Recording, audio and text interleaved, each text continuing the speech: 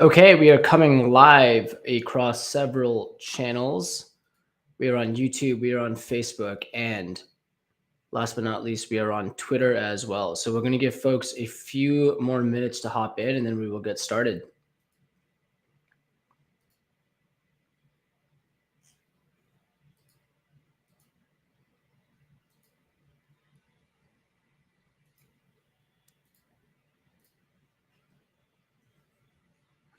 And while we are waiting, can see several folks already tuned in. The way we're going to run this is pretty simple. There is a live chat in YouTube. And first come, first serve, we can talk about absolutely anything today. Questions about US formation, about taxes, about banking. So what I'm going to ask folks to do is in YouTube, if you can just come into that chat box and folks can start asking their questions there. What we saw last time is that there's also a lot of overlapping questions, which is great. Shows that many people have similar questions. Also, what's very helpful about this is people ask questions which maybe you weren't aware of. And I think this is a really great way for everyone to sort of learn from each other as well. So we'll give folks a few more minutes and then I will wait for some questions to start to pop in as well in YouTube. So as a reminder, we're on Twitter, we're on Facebook, we're on YouTube. Please just comment in questions in the chat box and we will jump in as soon as questions start rolling in from there.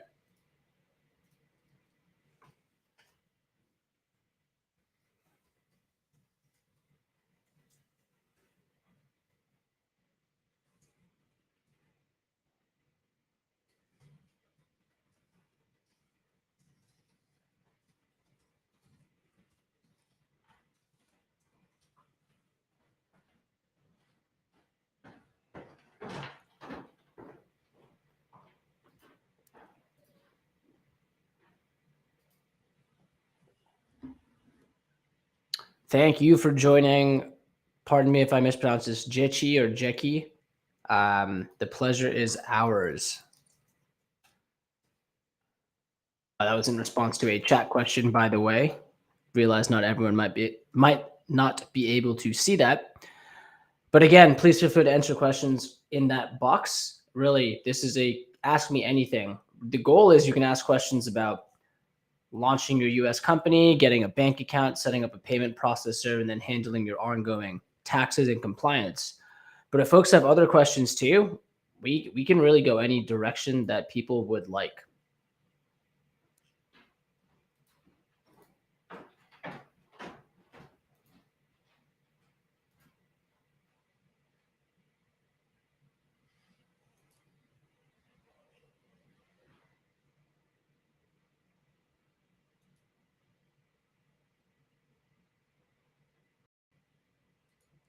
Okay, Hussein, thank you for the question. I think that is a fantastic question to start on while other folks roll in. I'm seeing the number of folks coming in slowly climb up, which is great. So let's jump in. And what I'm going to do is, again, I know everyone might not be on YouTube. So what I'll do is for any question that comes in, I'm going to restate the question and then we'll dive into an answer. The first question we will tackle today. Would you be able to explain the monthly fee? In addition, is it necessary to use doola for accounting and tax? Fantastic question. The first part of the question, would you be able to explain the monthly fee? If you've noticed, and the way you can check this out, you can look along while I'm explaining this. I'm going to send a link to our pricing page here. But you'll be able to see that at Doola, we have one plan. It's called our business plan. And for that business plan, there's a monthly pricing question. Sorry, there's a monthly pricing plan and an annual plan. So there's the option to pay monthly versus annually. The reason why there is a monthly fee in the first place, or even an annual fee in the first place, is because there's more than just forming your company when it comes to launching a US business. The biggest thing that people are not aware of is there's actually ongoing compliance that must be done in order to keep your business up and running. So step one is obviously forming your company. And you can see from our pricing page, which explains the plan. At Doola, we take full care of that, from forming your entity, checking if the name is available, getting your tax ID number, and helping to set up a bank account. But after that, there's a few very key things which need to happen in order to keep the business up and running. The first is a registered agent. And I'll type these in as we go. A registered agent is required in any state in the US for any type of entity, an LLC, a C Corp, a DAO LLC in Wyoming, whatever it might be. We provide this. The other two major things are state filings and IRS tax filings. Now, no matter what state you're in and what type of company you have, there is a state filing or some sort of state filing due annually. In Delaware, that might be called the annual franchise fee. In Wyoming, it's called the annual report. But this is a filing due each year, and it must be made to keep your state or keep your company in compliance with the state. The third big thing are IRS tax filings. Now, a lot of times when people see the word IRS and tax, they think right away, I have to pay money to the US government. The thing is, and this is explained in way more depth, one, in our US tax filing guide, and two, anyone who works at doola, there are free tax consultations with certified professional accountants. But even if you don't have to pay taxes in the US, and oftentimes as a non-US resident, creating an LLC here with no physical presence, you end up paying taxes in your home country, there is still an informational filing requirement. And that informational filing must be made to the IRS to keep it compliant and to avoid heavy fines. That is the biggest reason why we are an ongoing subscription, either monthly or annual, where you save almost $400. And the reason is our goal is we believe founders shouldn't have to focus on anything but their business. So let founders focus on what they do best, which is building product, talking to users, and growing their business, while doola handles the rest. And in this case, the rest would mean seamless compliance and setup for your business, ongoing state and IRS tax filings, and then the biggest thing, again, there are all types of questions which pop up when you're forming a business. How do I run payroll? Do I need to get a patent? What if I need to make an amendment to my LLC? And don't take my word for it. Something we take very, very, very seriously at doola is ongoing customer support. And customers globally have said, working with doola isn't just a one-time transaction. You get to work with us for the long run. And that's our goal. The type of person who wants to work with doola wants a long-term partner. Someone who they can essentially think, my business in the US, I can outsource that quote unquote to doola and know that it will be taken care of so that I can focus on what I do best there. So to recap, monthly fee, you could pay annual too, but it's recurring because we help take care of that ongoing compliance. And then the follow-up to that question, or the second part was, is it necessary to use doola for accounting and tax? Not necessarily. If you have an accountant in-house or a CPA in-house who wants to do or can do your tax filings, you could do that. But we put together this plan because we wanted to, at an affordable rate, bundle everything together so that you can focus on your business again, and everything, formation, compliance, your bank account setup is taken care of there. So while it's not necessary, most of the folks who works with us obviously use doola to help them with that.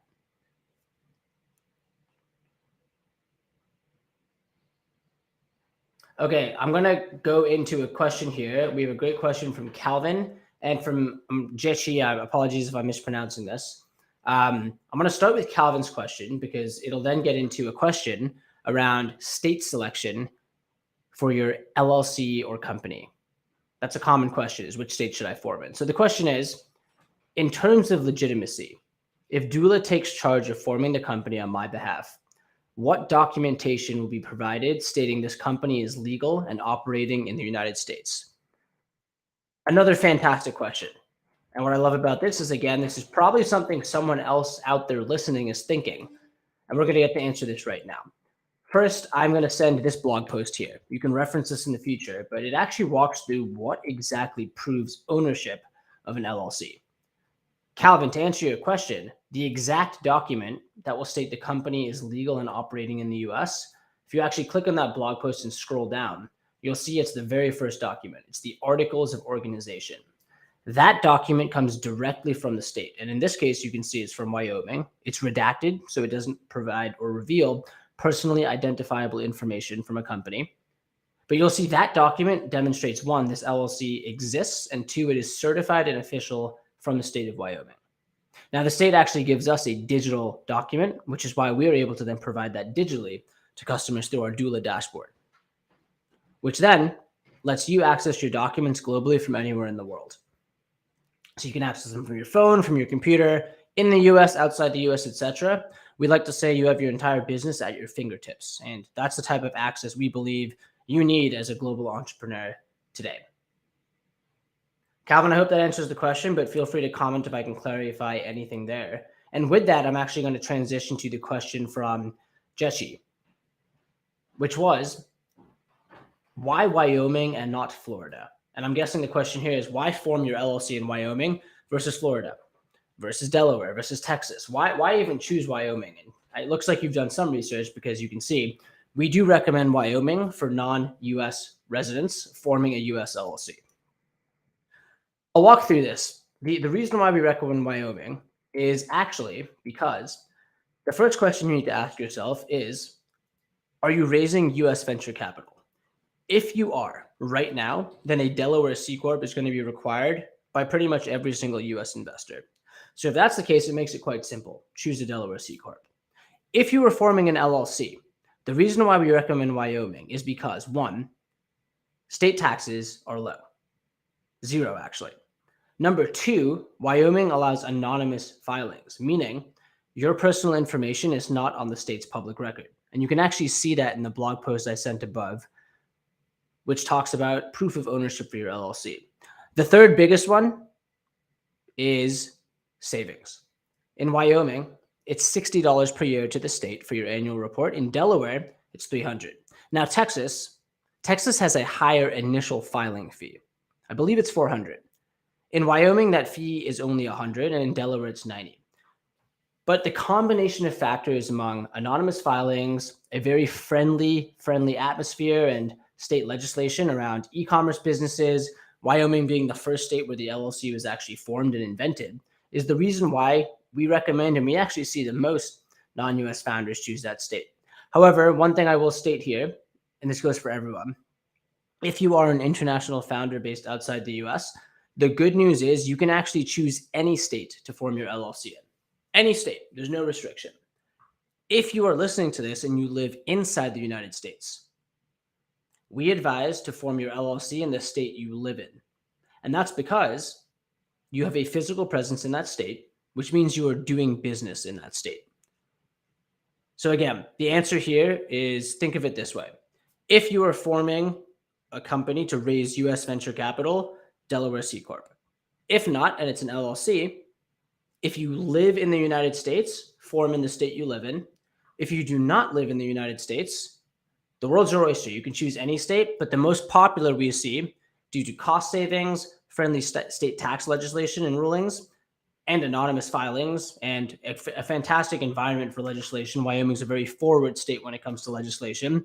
We recommend Wyoming. But again, your business, your choice. You could choose any state there. Another question here is a follow-up from Jetchi. Do you guys assist in tax return filings for non-US citizens? Absolutely. And this gets back to Hussein's question around that is why there's a monthly fee. That's why there's an annual fee, because we take care of those filings on an ongoing basis.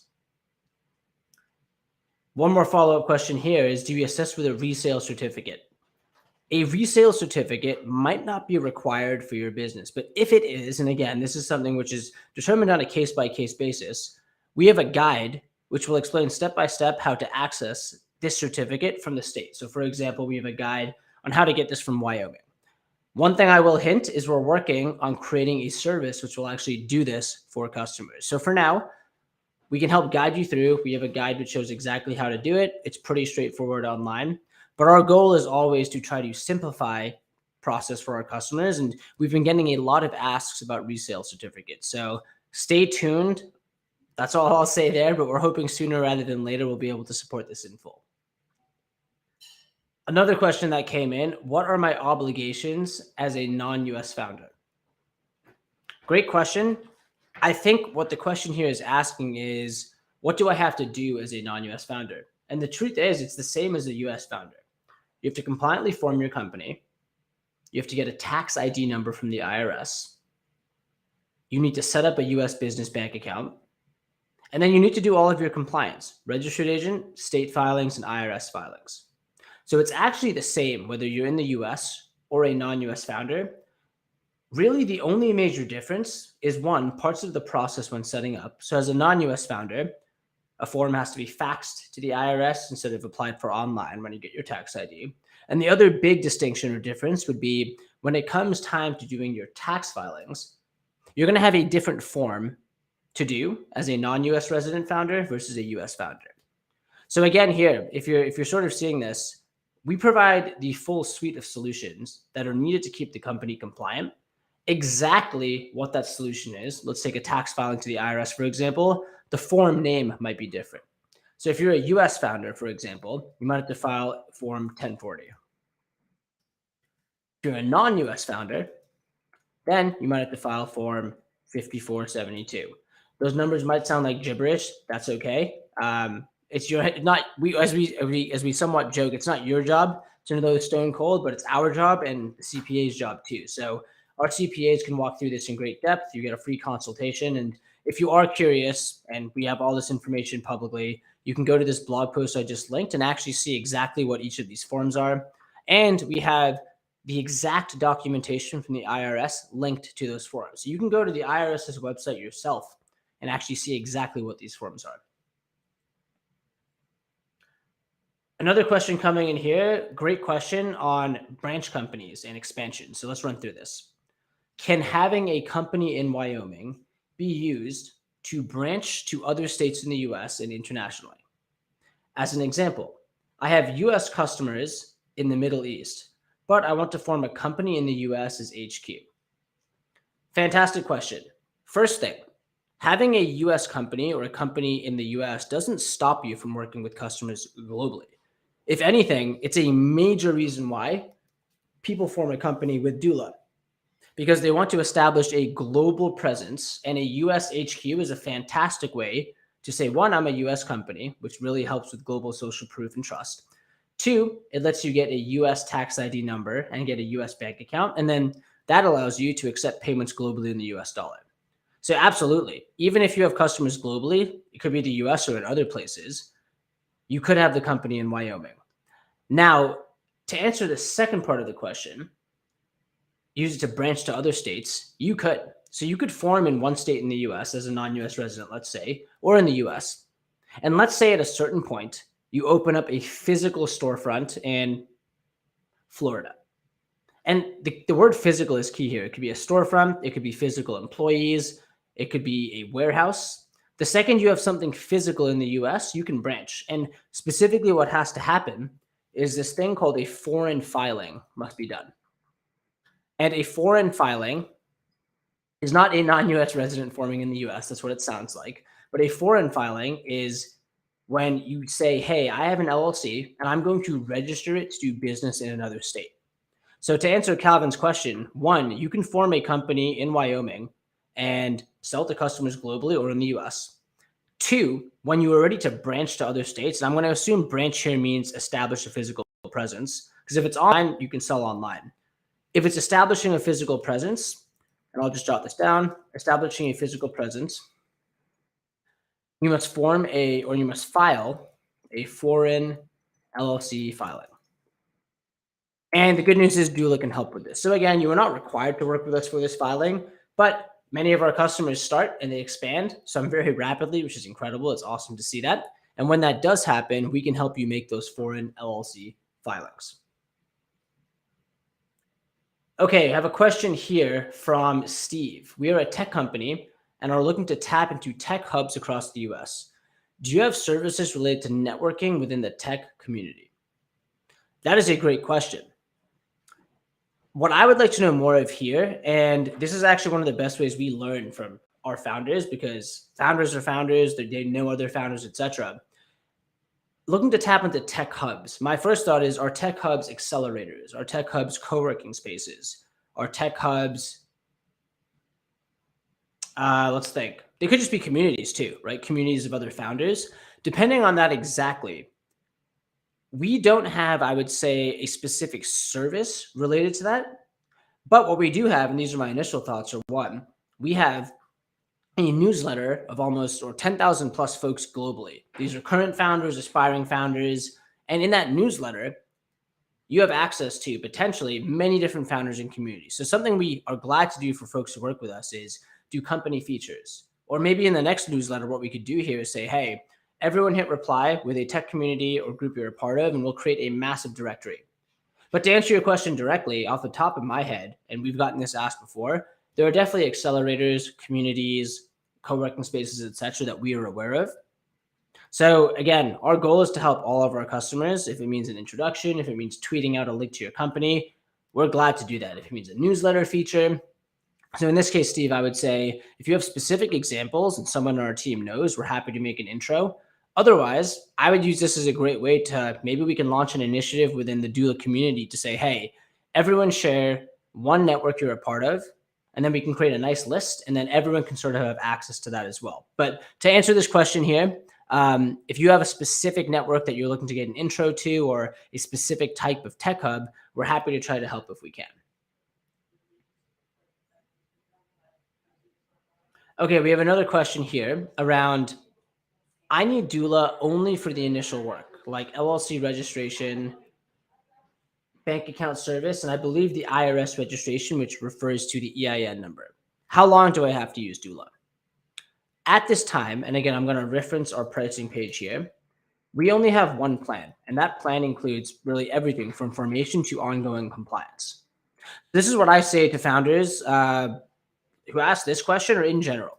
If you're actually looking to just form a company and then you would like to actually handle the rest on your own, what I candidly say, and this is a business decision at the end of the day, it's also a personal decision, but I say you shouldn't pay anyone. Don't pay doula, don't pay a lawyer, do not pay a one-time service provider.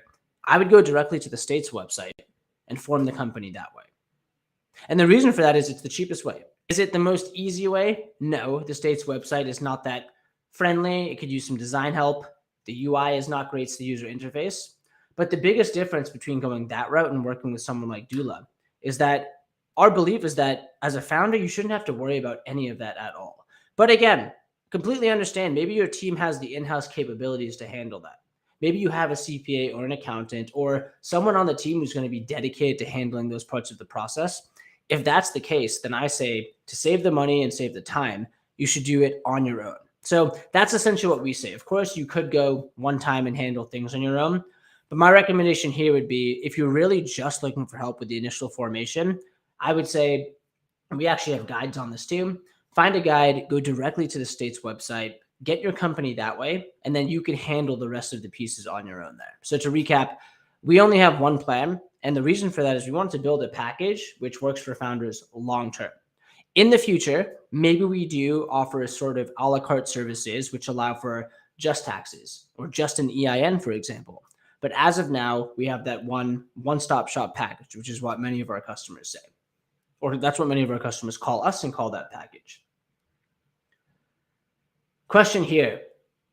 If a foreign-owned non-US LLC with absolutely no physical presence in the US sends an invoice to a company in the US for a service performed completely remotely, is it subject to withholding tax?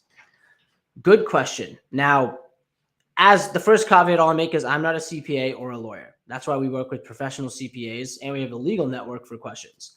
However, I'm happy to answer this and share what we've seen, generally speaking, from founders in a similar situation. Keyword generally. So what I would like to emphasize here for everyone is anyone who works with doula, you get free tax consultations. You could have one, you could have 6. Seriously, it's up to you. Oftentimes, though, we see folks have a nice list of questions. They chat with their CPA and boom, things are set. And next tax filing season, it's always kicked off with an intro call as well. But in this case, if I'm understanding the question, there's no physical presence and it's a service provided remotely. In that case, and again, if you really want to get into the weeds here, which more than welcome to do, it would not constitute as US sourced income or effectively connected income. So I'm going to write that down. Effectively connected income / US sourced income. If you want to read the exact definition, check out the tax filing guide here. But if there's no effectively connected income or US sourced income, what happens then is that taxes are paid in the country you reside in. So in this case, I do not believe, and again, this is based on the initial context to get crystal clear confirmation, and you can provide more detail if needed, but if this is the context based on what we've seen, it would not be withholded to actually paying a tax in the US, but you would then pay taxes in your home country when a payout is made or a wire is made to your own account. And the reason for this, and this is the key part, this is the key thing that determines that, is whether or not the revenue generated is effectively connected to the US or it's US sourced income. So I definitely strongly recommend in that blog post I sent right here, if you scroll down a bit, you can actually see there's a section on what constitutes US trade or business. If you are engaged in US trade or business, if you have effectively connected income, there's an article there which walks through it. And that's how you can sort of try to understand, will this be subject to US taxes or will I have to pay taxes in my home country? That's the best way, in my opinion, to understand that from a first principles basis. Another question here, would like to know what activities can be practiced specific to the company formed with the assistance of doola. I am limited with the activities I can practice under this type of company formation. If I understand here, the question is, what types of business can I operate? Or what type of business can I run under an LLC structure? The answer is you could do anything. You actually could. Obviously, you cannot do anything illegal. So I'm going to state that, but I hope that's a given. You cannot run an illegal business or do something illegal. Doola does not support that. You won't be able to work with any of our partners. Can't be illegal, but I'm assuming here this is obviously not an illegal business. The other thing to keep in mind is that although you could then start a business for certain types of businesses and operate that with an LLC, banks will actually not work with certain types of businesses. And this is determined actually on a federal level or even from a bank security level, if you will. So what types of companies? I'm going to send some example here for certain types of businesses that some banks cannot work with. Now, what I'm about to send here is actually what I would say what I've seen from most banks. So if you are in this bucket, again, it's something you can clarify directly with the bank, but for the most part, banks cannot accept these types of businesses. So I'll run through them. Money service businesses, adult entertainment, marijuana, internet gambling. Those types of businesses are typically not supported. Construction, have seen zero issues with construction. So again, you'll see here, money services businesses, that does not mean accepting payments. That means more maybe like Forex trading or here, I'll actually send you an example. The IRS, I believe, has some documentation on this. Here we go. So when in doubt, the best source is usually the IRS because the IRS is the one who's going to make the distinction, honestly, at some points, or they will, if there's a violation of sorts. So you can see here, a money service business is any person offering check cashing, foreign currency exchange services, or selling money orders, traveler's checks, or prepaid access. I'm going to post this in the chat as well. Oh, whoops, too much text. So let me just remove some of that. Oh, still too much text. Let me send this in 3 messages. I guess this is how YouTube prevents people from spamming the chat. So there we go. There we go. And there we go. So Calvin, construction business. We've worked with folks in construction before, actually. So again, not on that restricted list. Just to recap here, if it's a legal business, not illegal, and you are not a adult entertainment, marijuana, internet gambling, or money services business, you should have no issues opening up your U.S. company and a bank account. Great question here on LLC ownership and how that can relate to ownership of entities in other countries. The question here specifically is, can I use an LLC I formed to own another business in the Middle East or in another country? Yes. So here's the way that would typically work. You can actually, at least I'll show this from the LLC perspective side, but when you're signing up to create a US or register a US LLC, you have the option of saying the member or the owner of a company is another company. So let's say I lived in England. I was actually born there. If you don't believe it, you might not. I lost the accent, but let's say I was born in England and I had a company there called e-commerce wizards. Okay, so I form a company in England called e-commerce wizards. I then decide, hey, I want to form a US LLC. And I want to call it doola. Let's use that as an example. So I'm going through to form a company called doola in the United States. When I'm going through the sign-up flow, what I would do is say the owner or member of the company is e-commerce wizards, which means The LLC in the US is actually owned by that company in the UK. So to answer the question here, it really depends on when you are forming this business, in this case in the Middle East. When you're going through that sign up process in the Middle East, if you're able to designate, hey, the owner or member of the company is the US LLC, my assumption is the same structure would work. So you could do this both ways. If it works in the Middle East, I'm not an expert there, but in the US, you could form a company in the Middle East and have the Middle Eastern company own the US one, or you could form the US company as an individual being the owner slash member. And then when you go to form the company in the Middle East, and you can replace Middle East with any country, India, the UK, Mexico, when you're going through the process of forming that local business, if the country allows you to select an entity or a business as the owner, then it sounds like you could do that exact same thing too.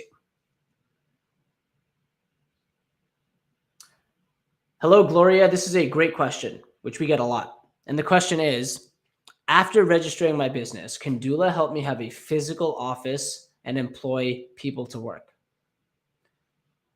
I'll answer that first part. The second part of the question is, can original copies be sent to me? We do not currently open physical offices. Now, the reason for that is if you're opening a physical office, you actually have to lease and buy property or rent out a space. If you need a physical office, we have a partner who can actually help with this. And it provides a sort of a virtual mail solution, but it's an actual physical office. Now, we cannot, and this partner cannot then help you employ people in this physical space. Typically, what happens here when a need like this comes up is that you or the business is actually physically moving to the US. And in that case, those who then move would then physically go set up this process. So to answer the question, as of now, we do not help with physical office setup. But if you need a office solution, which can satisfy a physical office requirement, we have a partner that can do that. Second part of the question, can original copies of my registration documents be sent to me? Absolutely. So not just the registration documents, any document we get, whether it's from the state, the IRS again for tax filings, the state again for state filings, all of those documents are digitally scanned and uploaded to your account. So you'll have original certified copies of all of those documents. The state and IRS actually give us digital documents too. So all we're doing is taking those full documents, putting them in a secure folder, and you'll have full access to them. Question here, what documents are required if the owner is a Belgian limited? My understanding here, and please clarify, Steve, if I'm misinterpreting, but if you are forming a US entity and the owner of the entity would be a Belgian limited company, what documents are required? Documents would actually be the same. And the answer is no documents. What we actually need are three things. Information on the US LLC, so the name, who the owner would be, in this case, the Belgian limited company. We don't need actually documents from the company though. So you just have to provide who the owner of the company is, the Belgian limited company. We'll need some information on you, whoever that is applying. And again, this information does not go to the state. It's for our personal records. We keep your protection and your identity private when doing filings. That's something doola takes seriously, and we do anonymous filings. And then the third thing, so I said we need documents, we need information on the owner, and then your name and email, so just contact information. However, something interesting we've seen is you're going to have this digital dashboard, which has access to all of your US documents.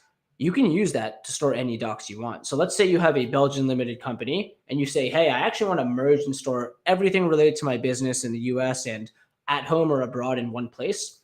You could do that. But we actually do not need any documents for your home country, if you will, when forming the US company. One thing someone might be thinking is, wait a second, if you don't have documents, how do you know the company's mine? Well, it would be illegal, and it is illegal, to impersonate ownership of another company or identity fraud, pretending to be someone else too. So that would be illegal if someone did that. It's the same reason why you have this articles of organization. If I were to go and say, hey, this is my LLC, and take a copy of that document, that is also illegal. So when you form your company, you have certified proof in your country that this is my document, my company. Likewise here, you'll see in this article, and I'll bump it one more time because this is a question that comes up. But when it comes to proof of LLC ownership, Give me one sec. Proof of LLC ownership, doola. You'll see that there's a few different documents, and different documents can show different levels of proof here. But the main document here, which you would use to designate this is my LLC in the US, is the operating agreement and also your EIN confirmation letter. These are the two major documents which designate proof of LLC ownership. The other major one, which I mentioned earlier, is the articles of organization. Question here. Suppose I receive a payment for a service conducted in the Middle East from a US customer. What are the tax implications on the funds transferred from the US to the Middle East to pay off my expenses? Same caveat here. Not a CPA, not a lawyer, but based on what I'm seeing here, let me say what I've generally seen. If you have no physical presence in the US, if this is purely conducted online, entirely remotely, customer online, purchases, and then funds are transferred from the US to Middle East to pay off the expenses, you would then be paying taxes in your home country. So again, unless I'm misunderstanding this sounds like there's no physical presence, it's completely online. And given that, in this case, there wouldn't be, and it comes back to that key phrase, effectively connected income or US source-based income. If it's online, it's online. So the tax implication here, based on what I'm reading here, but again, this is something that you could clarify with our CPA in a free consultation. And by the way, just so everyone's clear here, when you form a company in the year of 2022, the first tax filings are actually due next spring. Therefore, you have until the end of the year before tax filings actually happen. And then in tax season next spring, that's when filings are made.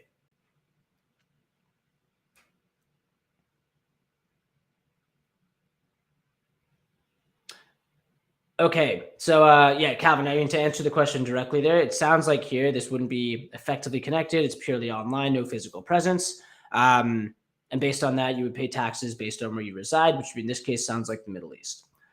Gloria, question here around thank you for the registration of your business. Oh, it looks like you might do. Gloria, just comment down below. It sounds like you already might be working with Doola. If so, that's awesome and glad to see you here. Looks like you're waiting for the EIN. I must confess you are reliable and fast communication is on point. Thank you. That means a lot. Something we take seriously and try to do because we know it's of the essence getting your bank account and payment processor set up. How long do you think until my EIN is ready?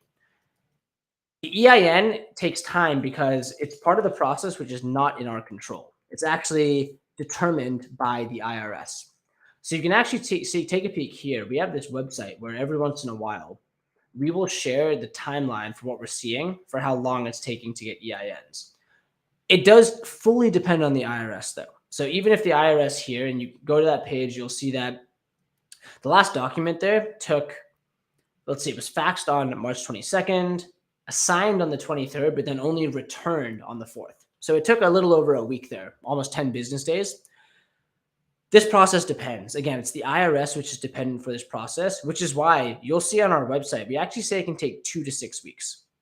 And that's because even if the IRS took 2 weeks to do it last time, we've seen sometimes it could take 4 or longer. However, we don't mislead folks. If we're seeing 6 weeks, we'll say 6 weeks. If we're seeing 2, we'll say 2. We're not going to tell you, hey, it's going to take 2 days. And then every 2 days say, sorry, we need 2 more days.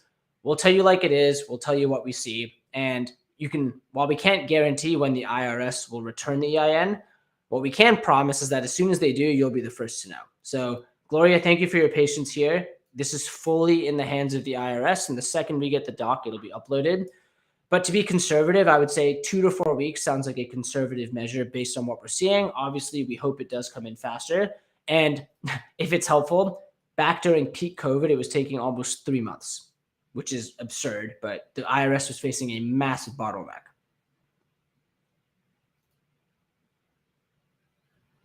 Question here about, can I have a one-on-one with someone at Doola and a CPA to tighten a few loose ends before I'm 100% certain to proceed? Something we actually do, and this is an option. So depending on your specific circumstance, there might be some nuanced cases or an edge case where you're not entirely sure you want to clarify something. What we can do for folks is this. If you get started with Doola and all you have to do is go to our live chat and just chat with a person on the team and let them know you would like this. Once you get started, we can actually completely pause and freeze the formation. We have a way to do this in-house. Essentially, you'll see in our backend, anytime someone fills out their information and pays, we have a queue where we go through, double check information before submitting it with the state with our formation API. And in this case, or if anyone out there would like to do this, we can pause the formation and actually introduce you to the CPA right away. Now, this would happen regardless of if you wanted to pause the formation or not. Some people say, hey, I'd love to chat with the CPA. But in this case, if you would just have a few lingering questions and you want to have that chat, once you fill out the info and pay, we can do that introduction. And here's the thing too. We're going to make it risk-free for you. If after that call, you are not fully confident or you decide, you know what, now's not the right time, we'll issue a full refund. So again, we want to make it risk-free. This isn't a way for us or for you to have to pay us for a consultation. No, these are free consultations for our customers. But Calvin, in this case, if you really do have a couple last questions, that's what I was advised is go to our live chat and just message and say, hey, my name is Calvin in this case. I'm going to be entering my info with this email. I would love to pause the formation and chat with a CPA. Assuming things are good, I'll give you the green light. You can proceed. All of your information will be there. We can get that filing in ASAP. And if for whatever reason, the answer is not 100% yes to proceed, full refund is issued. So we want to make it risk-free for you. The more important thing is that we want you to be comfortable and just ready to roll for this process. We know it's important. Everyone here wants to accept payments from customers globally, get a US bank account, really build a global business. But obviously, we also understand that you want to feel fully confident and ready, tie up any loose ends before you start. Hope that makes sense. That applies to anyone here, by the way. If you'd like to, again, you can fill out the info, pay before you do, or in parallel, just message our chat online. We have folks in Argentina, New York, Germany, India. So we try to provide round the clock coverage. That's an option. Again, oftentimes though, if things do feel good, you can just get started and then we're pretty fast. We keep, it's not a game internally, but we try to within 5 minutes of getting info, do filings. We've built a lot of cool automation here. So in this case, because we are that fast, just shoot a quick message on live chat saying, hey, I'm about to go through the flow. Please pause the filing. And then we'll make a note internally so that we hit pause before using our automation later.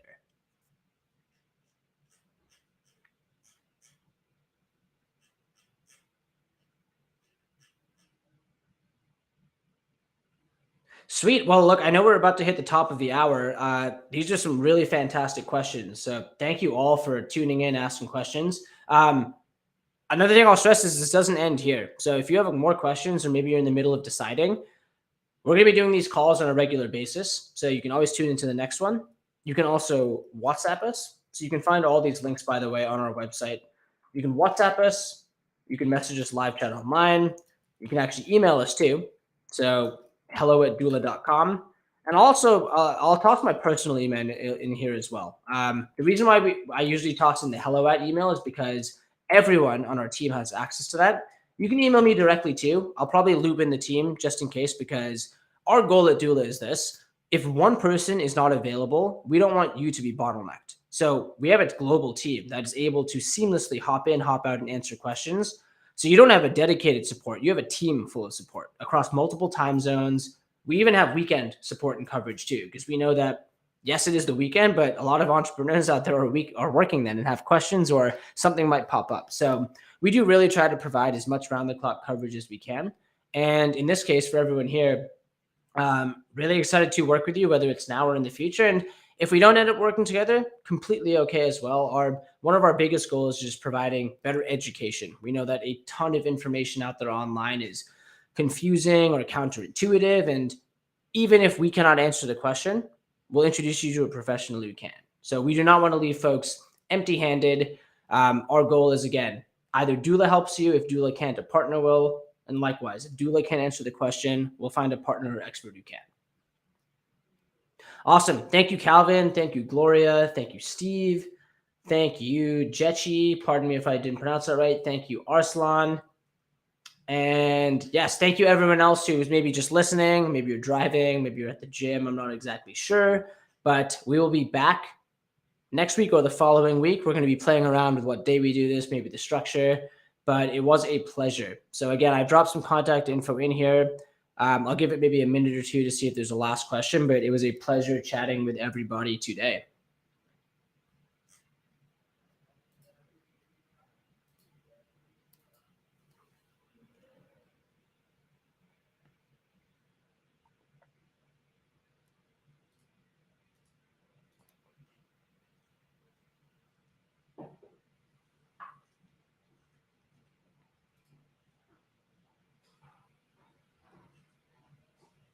Thank you, Steve. Thank you, Jetchi. Thank you all.